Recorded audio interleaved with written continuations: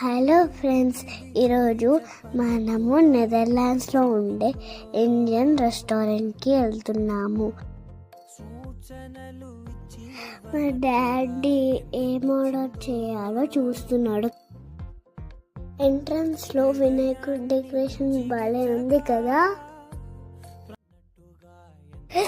మేమేం తిన్నామో తెలుసా?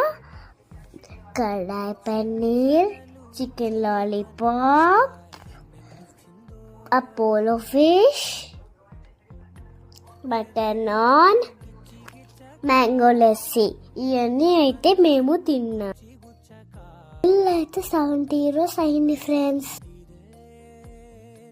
నేను మా మమ్మీ పే చేసేసి ఇంటికైతే బయలుదేరాం. Please like, share and subscribe friends. Thank you.